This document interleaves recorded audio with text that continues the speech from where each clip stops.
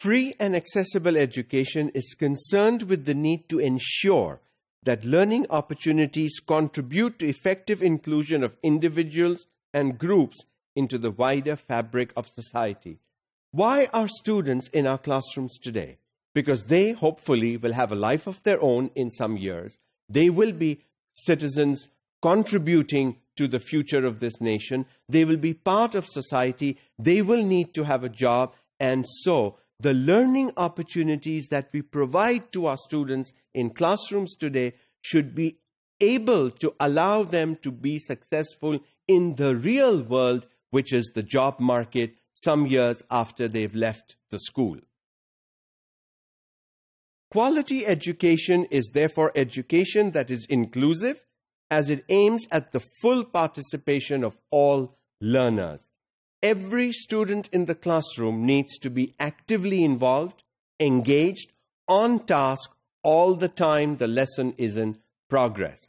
Whether it is a reading activity, a writing activity, whether it is a discussion, all students, everyone, if there are 30 of them, if there are 40 of them, all students, if teachers ignore students, particularly the ones that sit at the back, and the teacher only teaches the front rows, then that is not inclusive education.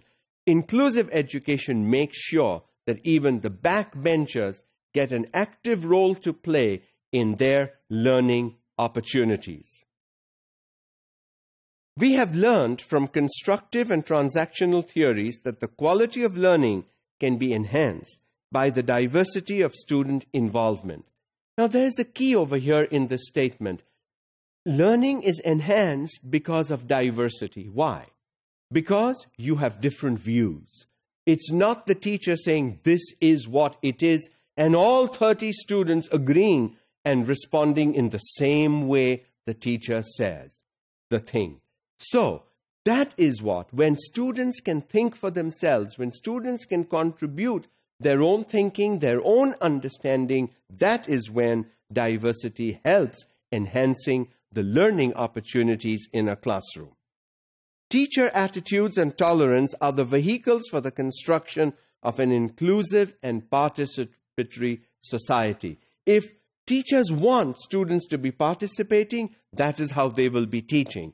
And when teachers want participating students, fortunately, they will have to learn to keep quiet part of the time they are in the classroom.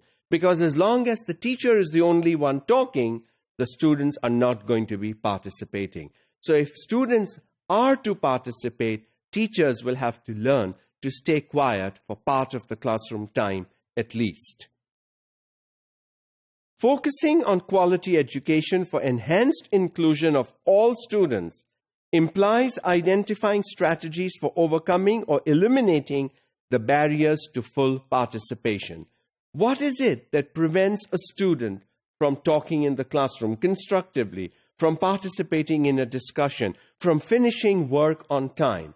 Whatever those hindrances may be, it is the teacher's job to make sure. If the child is confused, if the concept is not clear, maybe the teacher needs to spend some extra time with that child. If the child is not participating in a discussion, maybe the teacher needs to stop and tell students who are constantly participating, okay, you've had your turn, let's hear what student X has to say, and make the student say something. So there are lots of ways in which, if a teacher wants, every child in the classroom can be a participating student.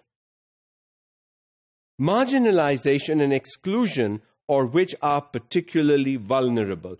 These students who think they are not good, these are probably your girls in a classroom where there are more boys in a co-ed class. These are probably your learning disability students, or students just with low self-esteem who think, I don't know, and I might say the wrong thing. No problem. Say the wrong thing, because unless you say something, you won't even know whether you are trying to say the right thing or the wrong thing. So including these marginalized groups also within the regular participatory activities of a classroom is a teacher's job.